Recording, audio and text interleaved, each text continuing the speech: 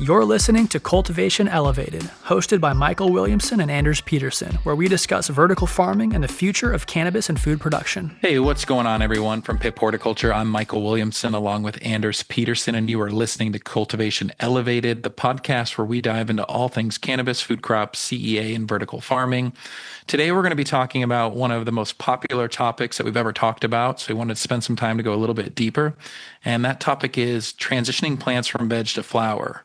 So why does transitioning matter? Well, the transition from veg to flower is arguably the most influential 10-day window in an entire cultivation cycle. Plants are reprogrammed hormonally, switching from vegetative growth hormones to reproductive hormones. Environmental and operational missteps here can set the yield ceiling for an entire run.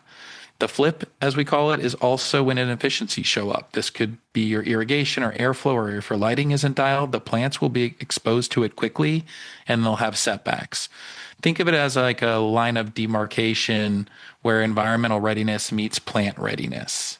So we're going to talk about kind of pros, cons, common mistakes, and we're going to start at the fundamental basics with environment, including light, VPD, and CO2. So Anders, to kick us off a little bit, do you want to jump into lighting and we'll kind of take it from there? Yeah, this transition from veg to flower, there's a lot of ramifications if you don't get it right. And one of them being, we hear about it quite a bit. Oh, they'll bounce back. Give it a couple of days. I know they were stalled out, the plant, the growth, the vigor. But in these commercial facilities, in the scheduling and production scheduling that they really have, they don't have the ability to add 3 or 4 or 5 extra days at the end of the cycle. So if you're taking a room 63 days or 56 days, if you slow your plants down during this transition period at the very beginning of the flower cycle, you can't add days at the end to make up for it. So what you're really doing is you're shortchanging yourself on the yield potential of that harvest or that crop cycle. So the better you can transition, the sooner you can set your flower and get to swelling and bulking those buds earlier without delaying in the beginning. So a delay of 3 to 5 days in the beginning of a cycle is a huge percentage of this plant's life when you really look at it. And so we want these plants to be firing on all cylinders every single day of its life to give you the most optimal yield and quality at the end of your cycle. And so that really does, begins all the way from cutting a clone. But for this specific podcast, this transition period is where we see a lot of missteps. In terms of the environment, lighting, VPD, CO2, there's a few best practices to help ease that transition. On lighting, a common one is matching your DLI. So you've taken a 18-hour photo period at a certain intensity, or PPFD. And DLI, for those listening, is daily light integral. It's the total sum of all of your PAR photons captured by a canopy in a 24-hour period. It relates to PPFD, which is your instantaneous intensity per second per meter squared. And so to DLI match, you are basically taking your DLI from veg, and you're making sure the DLI is equal on day one of flower by adjusting your intensity or the number of photons per second. So you have to increase intensity slightly to hit the same DLI in a 12-hour photo period as you do in an 18-hour photo period. So that's kind of step one, is really kind of DLI matching. And in that same tune for your VPD, your vapor pressure deficit, you really want to try and match that VPD as best you can as well from your veg room to day one of flower. So in veg, you're typically running anywhere from a 0.8 to say 1.0 VPD. It's warm, it's very humid. The more moisture in the air drops your VPD number. But what we see in flower rooms today is not many of them have standalone humidifiers to increase that humidity load in the room before plants are moved in. So we've seen examples of plants moved into flower rooms with the VPD of 2.0. Anywhere from 1.5 to 2.0, essentially a much drier climate that you're putting these plants in. And it can really stress them out. It can cause plants to want to transpire at a much faster rate than you want them to at that plant stage, and ultimately delay their growth. It makes it really challenging to dial in your root zone dynamics during that period too, if you've significantly increased your VPD. And then CO2, I'm pretty much keeping it about the peak at what it was in veg, and I'm starting there in day one of flower before I start ramping it up throughout my flower cycle. What about you? So, well, I no, I'm very aligned with everything you said. I think for people who are looking for some general targets, when we talk about DLI, you're probably targeting somewhere in the 35 to 40 moles per meter square per day. And then you're going to ramp up to 45 to 50 later on. And I think when I think about whether we're VPD matching or we're light intensity matching, that's exactly what you're doing. You're not trying to have too extreme of an environment because there, as Anders pointed out, you're physically moving a plant. Plants aren't in nature aren't intended to be moved. So that's its own stress in its own self. Depending on how long it was in a cart, if it was smashed together, if it sat in a hallway for a while that maybe was really cold or really warm, it's then going into another room. It's then being placed again. So there's a lot of physical movement, which is a stress in its own self, but not a stress that's probably going to hurt this plant. It's pretty resilient. But when we go to put it into a really suboptimal environment, it goes through this transitional stress. And at this time, we're really focusing on like root and shoot development. And so it sends mixed signals to the plants when we start to stack or compound stress. And so I think about it kind of like from my pharmaceutical days and my healthcare days, where, when we put someone on a new drug or treatment, you typically don't just give them the full dose of the drug right away because you can have adverse effects. You typically titrate that dosage up until you get to there. And then you also titrate people off of drug as well. So there's a lot of similarities between kind of plants and humans as always. So in terms of VPD matching, yeah, you don't just jump straight to flower targets. You gradually transition them. And we're typically in that zero point 0.8 to 1.0 KPA in veg, and then we'll kind of slowly transition into that 1.2, 1.4 in early flower. But it's not like, you might be just transitioning and making these subtle changes every 3 days. You also have to be looking at what your plants are doing. So you can follow a guideline. I think that's helpful, but this is where like the grower's eye really comes into play and really understanding what your plant's needs are. We also use VPD to control stretch. So slightly lower VPD in early and transitions can moderate internodal elongation and things like that. Yeah. CO2 for me, I would say less finicky. And there's maybe more room for unnecessary waste or error because it's got a little bit more flexibility, but also just being mindful of costs these days in these maturing markets. I'm not trying to excessively use CO2. So typically in veg, we're usually targeting around 800 ppm. And so we may start off in that 800, possibly up to 1,000 for that first week or two. And then we kind of ratchet that up to maybe 1,200, maybe as high as 1,400, depending on your approach and style. So yeah, that's kind of the general buckets that I kind of fall into. But it is amazing how many times we have this conversation, Anders, in the field about compounding stress. And people don't realize, right? So like, what are some of the things that they do? Well, the day before or the day of their plant going into flower, they might skirt it. They might defoliate it. So, there's just all these things that cause some various levels of stress. And as we've talked about in the past, there's a fine line between beneficial and non-beneficial stress. Well, that's a great point. And what are we doing? If you're crop steering in your facility, what are we doing in the first 3 weeks of stretch and flower anyways? We're steering generatively, which is applying targeted stressors, right? Versus vegetative steering, which is removing a lot of those targeted stressors. So we're already intentionally planning on stressing our crop through generative crop steering, within reason. We don't want to compound with additional, unintended crop stress that we don't want to do. Now you've just added stress on top of stress on top of stress. I think this is why we see today, a lot of red stems early. There's a lot of reasons for red stems. It's a visual cue that we see, but at least one of my theories why I'm seeing it is there is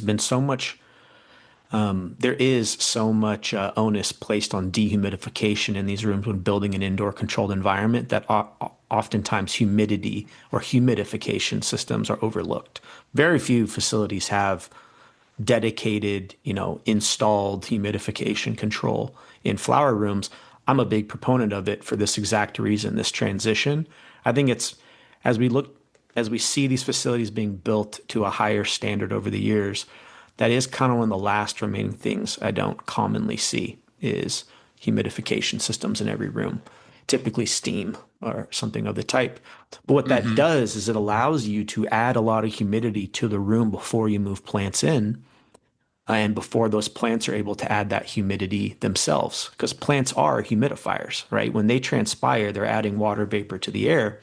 But on day one, and realistically over the first, 7 to 10 days, they're not big enough. They don't have enough shoots and roots to actually drink and provide that much water vapor to the air for your dehumidification system to fight against. So having those humidification systems plays a huge role in maintaining the balance, the water balance in that room during the first 7 to 10 days. And it's interesting, in the facilities that have installed these humidification systems, one of the first things you see is those red stems go away. Because, and my theory is that when you're putting a plant from veg to flower in a really dry, high VPD flower room on day one, you've basically asked the plant to transpire at such a fast rate while we're also feeding such a high EC these days, or at least marginally high, like around, say, 3 EC, that now you're asking this plant, it's taking up a lot of nutrients really quickly, really early in its cycle for being a young, small plant. And it's creating imbalances, which is ultimately generating those red, ruddy stems. And then by the time the plants are big enough to add that humidity to the air and balance that water balance in the room, it's kind of a little bit too late to correct. It's interesting. Sometimes I'll see it in plants that have this problem with low humidity early in flower, where you'll see almost like a snapshot in time of a portion of the stem that is red, like maybe halfway up through Sure. the stem. Sure. And so you'll see, okay, yeah, that is almost a dead giveaway. That for Like the stress, it's like the stress timeline of the plant. You can physically see it. Totally know what you're talking about. I have a folder of pictures on my phone from it because it's really cool to see. And it's like, wow. And in that exact facility I'm thinking of right now, they added humidifiers and that whole phenomenon went away. Hmm. Yeah, and I like that you highlighted the importance of maintaining like EC consistency. A lot of people spike really fast, and that causes a lot of lockout issues as well. So I think I can speak for Anders and myself and say that we're kind of proponents for gradual EC ramping over the first 10 days, help avoid some of the osmotic shock. It depends on which formula you're kind of following. Well, I would just say, if you're in a facility that has the ability to start your flower cycle with high humidity, then feel free, run a higher EC, run 3.0. If you're in a facility where you have very low humidity on day one of flower, run a lower EC strategy. That's the give and take. You should never, you shouldn't run a high EC with a really high VPD. I'm talking, 1.5, 1.6 to 2.0 if you're running a high EC as well. It'll just build up toxicity. So it's the same concept. If you're running your cycle from, let's say, 1.0 to 1.4, 1.5 kPa, kind of a more amenable VPD, then run your 3.0 EC all day. It's part of that balance between the root zone and the climate. They're intrinsically tied together. So you can't run your root zone one way, forgetting about your climate parameters. Sure. They're, It kind they're of all ties back to intertwined. the law of minimums there a bit, huh? Absolutely. Absolutely. So I think that's a really important aspect of this veg to flower transition is understanding these dynamics and balances. Like we could talk about lighting, VPD, CO2, root zone all independently, but really the conversation is how do you think of them all tied together? And Hmm. how do you balance them? So even if you don't have that humidification system in your flower room, as long as you understand the balance of all these parameters, you can accommodate it. So, like I just said, if you are experiencing a regular 1.5 kPa on day one of flower, drop your EC until you can get humidification in that room and bring that humidity up. And then feel free to run 3 EC from start to finish, you know? Yeah, well said.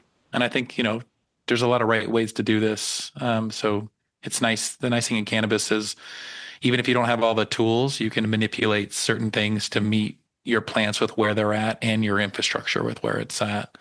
So I guess shifting gears into canopy management, let's talk a little bit about stretch. pruning, topping, defoliation, these types of things. So, you know, there's a lot of debate here on heavy defoliation prior. I personally like to touch the plant as little as possible during this stage and kind of let it do its thing. There are certain varieties that we will manipulate a bit more, maybe because they stretch 3x, and maybe traditionally they wouldn't fit into our program, but because there's a local demand for it or something, the cultivator is typically forced to grow the plant. And so there may be times where we may manipulate it a bit earlier. But we're typically not touching the plant significantly for the first 18 to 20-ish days, depending on kind of what the plant is showing and what our environment is, whether we're in a single tier or a multi-tiered environment. What's your take? I know it's a hot topic, but top or not top, Anders? It is a hot topic. I would say if I can, it depends on your planting density, I would say, right? Like there are certain states that require you have a limited plant count. And so you're not going to be running a higher planting density in flower because you just, you can't. So they people grow bigger plants to try and maximize their output. So it depends on your scenario. If I was not plant count limited, I could run the densities I want. I would prefer to run a higher density untopped canopy in flower within reason. There are some cultivars that you just cannot get away with doing that. I think there's a lot out there that you can.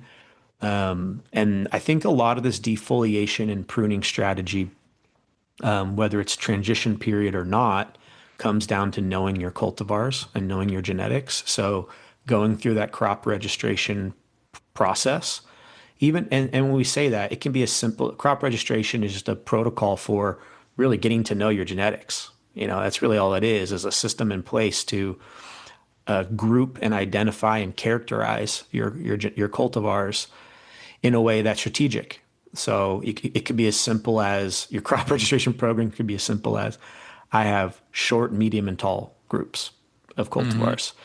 You could get more detailed in terms of, I have heavy feeders and light feeders that like a high EC and some don't. Some that respond well to topping, some that don't, right? Plant height, average plant height untopped. That's a good one too. So if I'm running a new cultivar, I'll typically at least do a table or at least a few plants depending and not touch them at all and see how they grow naturally. Because if you're constantly just topping a new genetic and you don't really know what its natural morphology is, then how do you know how to appropriately manage that cultivar and that canopy?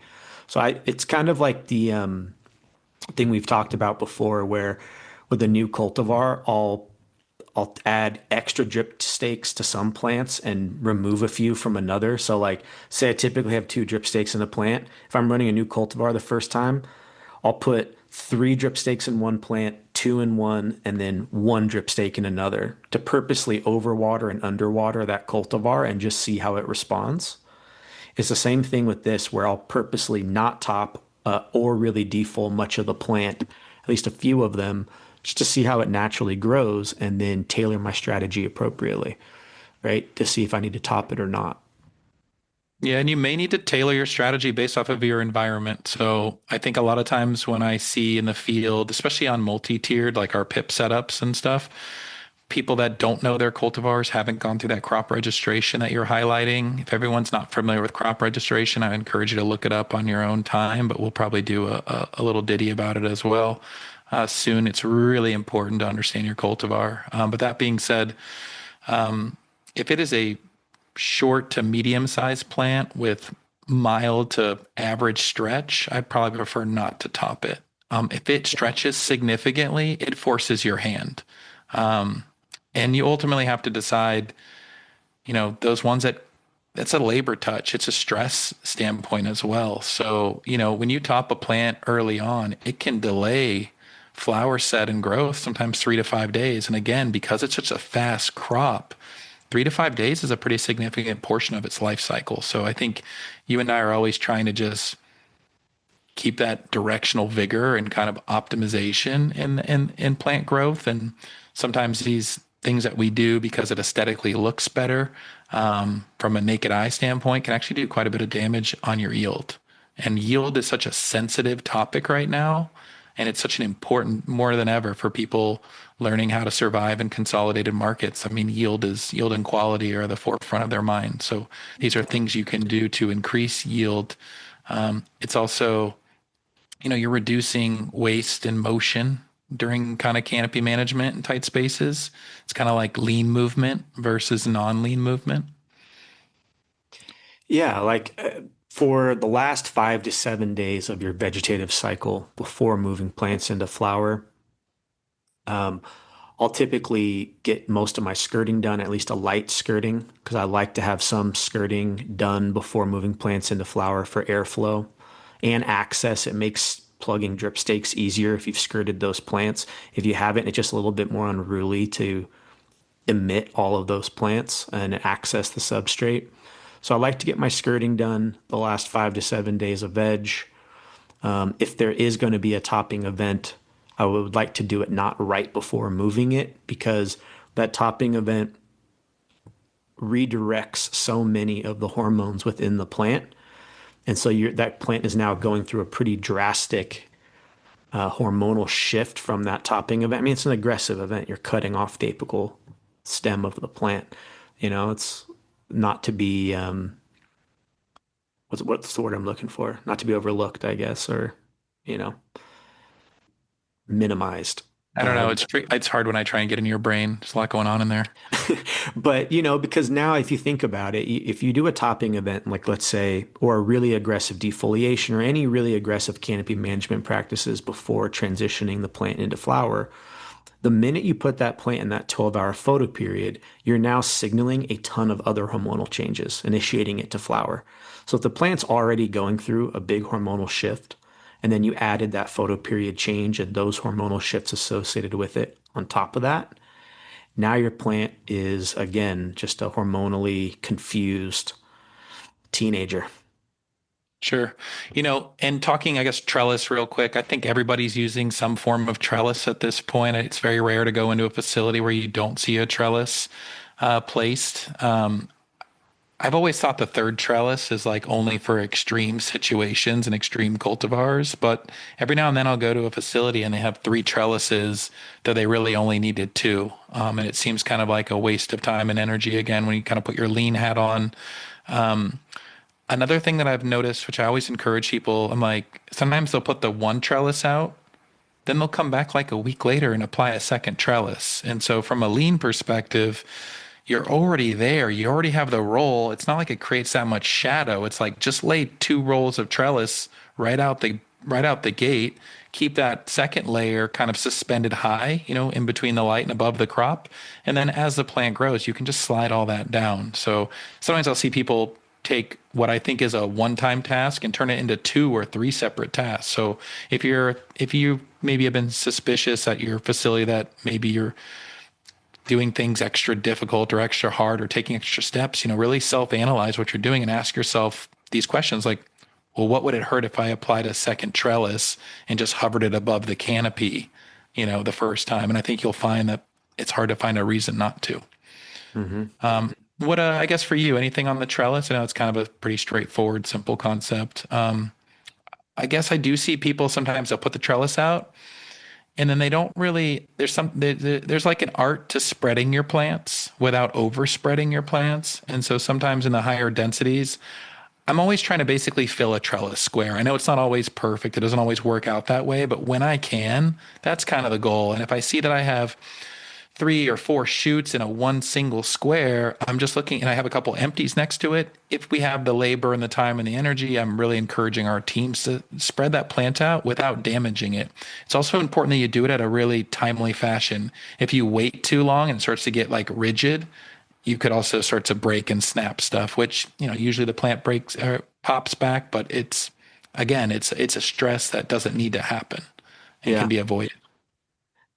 No, the only thing I would add is I totally agree. If I can get away with two trellises over three, that's super preferred. It's less to deal with at harvest time, that extra layer of trellis to cut buds out of.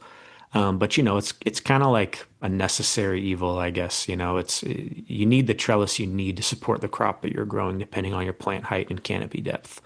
If you have a bunch of branches flopping into your aisle or weak stems indoors, you got to support it, right? So it's kind of a necessary evil. And then to your point, I'm looking for at least one top per square if I can Yeah. when that canopy is That's filled out.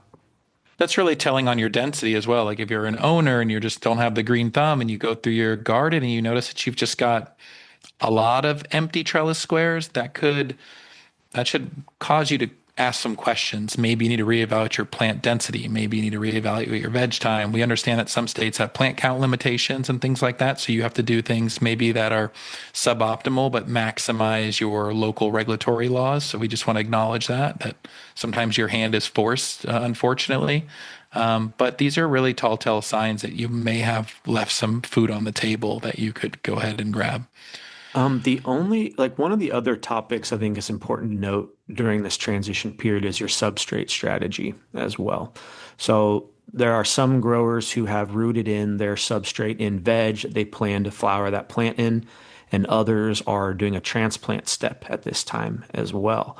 So it begs the question, when you move those plants into flower, like say you're doing a block on slab with rock wool, or maybe you're taking a 4-inch rock wool block and you're stacking it on a gallon cocoa bag on day one of flower. You and I have had this conversation even recently about, well, do you spend the 3 days of vegging in place, 3 to 5 days in an 18-hour photo period in your flower room to get that rooting in started? Or do you just go straight to your 12-hour photo period and try and get your plants to root that substrate, while you're starting the flower clock? What's your take on that? Yeah, we were just talking about this the other day, weren't we? I'm kind of torn to be honest with you because especially look, if we were in New Jersey and it's $4,200 a pound wholesale, do I have a problem vegging in place for 3 to 5 days while we root in? Not really, but if I'm in a state like California, Oregon, Colorado, Michigan, Massachusetts, 5 days, that's almost half a harvest on an annual basis for rooting in. So I'm definitely not the wool expert or the irrigation strategy expert, but it's something that it's a discussion worth having because if I have to veg in place for any period of time in flower, it's you just need to understand the financial impact of that. And maybe the right person would tell me that they're going to get such prolific root growth that if I lose whatever it is, let's call it 30 days of flowering per year through this strategy, that they'll make it up on yield and they can prove that to me, then that's totally fine. But I think for your average cultivator who's really trying to survive and thrive in this market, these are things you have to ask yourself, is this worth the squeeze? And is there a different way that I could do it where I don't have to veg in place? Sorry, that wasn't a very good answer, but No, no, I thought it was great. I'm a little torn still. And I know we still have to kind of vet that out, which we probably could do on this podcast, but we'll make it much longer than we were intending. Well, Um, I'm in the camp that, if you are transplanting on day one of flower, like stacking a block on a slab or stacking a block on, a cocoa bag or some other form of transplant, there is going to be a delay, right? In terms of which that plant needs to now root that substrate before you see a ton of vertical growth, right? Roots before shoots is kind of how I think about it. So that is where, for me, I obviously do not want to veg in place on day one of flower, but if I can minimize all of those other delay factors we've touched on, VPD matching, DLI matching, CO2, all these other parameters. If I have removed all of those parameters off the table from being potential delays to my plant vigor, I will take the 3 to 5 days of delay of rooting a new substrate without vegging in place. Because during those first few days, anyways, whether you're transplanting or not, that plant is still, you're not pulling the drybacks you need on the first 3 to 5 days. Your plant is still rooting, it's still settling into the environment, it's still a small plant. And so I don't see much of a difference. As long as the VPD is where it needs to be, the light's where it needs to be, airflow is where it needs to be, and I'm okay with that slight bit of lag at the very beginning of flower if I'm rooting into a new substrate. I don't think I it's would worth the veg in place. I would also also state that you need to have the right sophistication in your team for this because in theory, it's rooting in is a very precise activity over a very precise time. And it's another kind of layer in the equation. So, compared to someone that might be in soil or cocoa, and it's already kind of established. They're just putting plants in and they're changing certain parameters. This is like another advanced layer in the mix. And so if you don't have that skill set on your team, that would be a reason to sway me into a different direction. Sure. Well, and another thing too is if if I'm at a facility where I cannot control the VPD on day one of flower and it's very high, it's a very dry flower room on day one, then in that scenario, I likely would veg in place if I'm rooting into a new substrate because I don't want to compound those stresses even further and those delays even worse. So maybe that is the Mm. signifier of saying, maybe I will veg in place for 3 days because my VPD is so high, I'm already stressing the plant so much. Anders, if I shift gears a little bit to like operational and scheduling factors, what is something that you look for in like plant readiness? Like this, I know for a lot of people it's a timeline, but if you were to take the timeline out of the equation and just look at it from a grower's eye perspective, like what do you look for when you're like, this plant is ready to flip into flower? This may be subjective in terms of like how to qualify this, but I'm looking for a plant that has the structure, meaning root system and shoot system, that is ready to support aggressive flowering. So I know that's a little bit broad, but that's really what I'm looking for. I'm looking for a plant that can flowering cannabis in 56 to 63 days is an aggressive 56 to 63 days, of Yeah, plant no, growth. and I There's a think you're lot spot going on. on. And so you got to have a structure to support that yield, the So plant architecture and mature such. root mass, right? Healthy apical growth, which allows for like a balanced nutrient uptake because you come from the school of thought of I'm not trying to do the bare minimum for my plant. You're trying to push the plant to its maximum plant potential while maintaining quality, right? Right. You can't do that with a weak root mass or an unhealthy plant. You're just going to upset it further and be more disappointed in your end results. 100%. 100%. Um, For me, like a plant that's ready to flip is one that can support rapid cell division without collapsing under stress, right? Like you can just hit it with all that and it just takes it and it wants more as well. yeah, generally in multi-tier, we're looking for a plant out of veg that's somewhere between 12 and 18 inches tall and has fully rooted its substrate that it has been in veg. So that is why, for example, like veg time varies, which we've had conversations about on this podcast before. But if you're vegging in, let's say, a 5 gallon pot, how long does it take your plant to root that 5 gallon pot? An example of what I don't want to flip is a clone that I plug into a big pot, like 5 or 7 gallons, that has not rooted that substrate whatsoever. And then you put it into flower right away. That's a no-no. Even if that plant is still 12 inches tall, but the root mass is a fraction of that 5 to 7 gallon pot, that plant's not ready to flower in my mind. That's why Fair. that's why I think we've seen the evolution of substrate sizes getting slightly smaller over the years because I can root that 1 gallon cocoa bag a lot faster than I can a 7 gallon pot and ready that root zone so that it's prepared to flower, in 10 to 14 days or something like that. Yeah, I mean, in 2025, a 3 gallon pot is considered large, Yeah, that's funny. you know? I grew for many years in 5 to 7 gallon pots, but at a way lower Yeah, we planting started in density. fives. Yeah, And then I yeah, was at like a 4 week veg, yep, sometimes yep. longer. But now we're talking, 14-day veggies or less in like a 1 gallon substrate. Yeah. Yeah, it's amazing the amount of people I see and sometimes even less than a 1 gallon. I'm always like, wow, you are riding this thing tight. But yeah, it's cool to see what we thought we knew and what people are trying these days. Um, Before we end this episode, I'd like to talk a little bit about some operational pitfalls that we've seen. So the common stuff, right? So when a facility flips too early, they often end up with lower yield density and inconsistent canopy heights.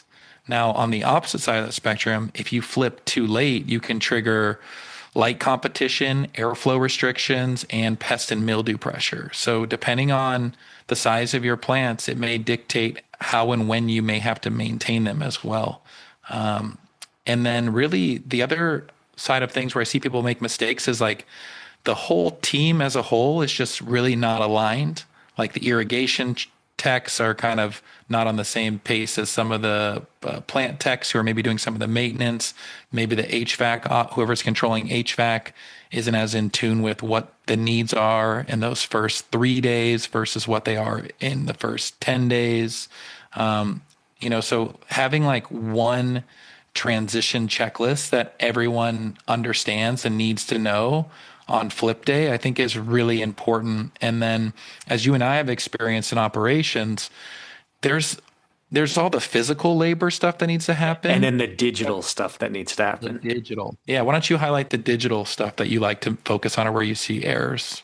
I mean, it really is critical today on these businesses with the value of what we're growing and how complex and regulated these businesses are. But there's a whole lot of digital work that has to go in moving plants in a facility or setting them up for flower. So not only on metric or your track and trace platform, but also on your controls system, making sure the room has been reset to day one of week one of flower, making sure those climate recipes and itineraries are set and programmed in and verified, making sure your day tank is filled for that flower room, making sure your lines have been cleaned, making sure your fertilizer recipe is programmed in correctly for that phase, making sure your fertigation and climate computer align, being on day one, week one, or day zero Make in sure some of them. any valve you've opened, Mr. Paul, has been closed. Yeah. Even things like, on Arroyo, like setting up your harvest production tracker, making sure that is active on day one, because it's really useful to looking at your graphs to be able to see which day of which phase you're in. So yeah, there's a whole lot of, on the control side, on the production tracking side and compliance side, a lot of digital stuff that has to happen during this time frame too. And I just see it get forgotten a lot or overlooked. Or delayed, 3 to 5 days, kind of like the plants, where it's like 5 days later, they finally get around to all the computer work that is required. So, yeah, it shouldn't be an overlooked portion of this transition. There's a lot going on. I know it's kind of get people's hand gets forced, and I've had my hand forced plenty of times, but in a perfect world, I want people to know that transition isn't a date. It's like a plant readiness check in a perfect world. Unfortunately, the way that we set up these commercial facilities, investors don't really like to hear that. But I think it's really important that people match environment to plant biology and not a calendar in some cases. And small shifts, meaningful shifts. So small shifts in VPD, EC, irrigation timing have compounding effects. If we do anything that's super dramatic in any one of these areas, it has dramatic potential negative impacts if all the other things aren't matched. So be careful about what you read. If you read about one thing, do your homework. And if you're about to adjust one thing, you need to completely understand whatever that parameter that you're adjusting, what are the other parameters that may need to be adjusted as well to support such a big change. And then I think a lot of people don't do enough documentation and debrief every flip. This is kind of like your operational KPI moment, if you will. Anders' favorite tool, and we've got a trove of them, is a measuring tape. Out of all the tech you have, you use your measuring tape probably the most. And it's one of the Probably. most reliable things when you're really understanding and learning transition and how much your plants actually stretch. Any other takeaways, Anders, that you want someone to know who might be a new or advanced cultivator, maybe something they could implement today and make a difference tomorrow? No pressure. No, I think you just did a great job kind of summarizing what we've talked about. Stay away from any drastic changes or big shifts in any parameter. And I think, challenging our listeners to think less monofactorial in terms of just temperature or just relative humidity, but the whole balance of all these parameters is really how you're going to nail this transition. And not just knowing what each individual parameter is, but how they all interplay with one another and how to balance it is really what's going to take you to that next level in cultivation, not just for this veg to flower transition, but really for your whole cultivation career. I think that's ultimately what we talk about is balancing all of these things and maybe just shining a slightly new perspective on how to think about managing all your growth parameters, less monofactorial, more all-encompassing and balance-oriented. Nice. Well, if you enjoyed this podcast, consider giving it a like or a subscribe. Anders and I are always interested to know your thoughts, whether they're positive or negative. So feel free to leave how you handle transition and maybe what some of your big stress issues have been or lessons learned in the comments. And we're going to continue to do some educational focused podcasts on a little bit of a shorter timeline than our traditional long form podcast. So if you like this, give it a thumbs up and share it with some of your other gromies. Till next time, thank you for listening. Thanks, everyone.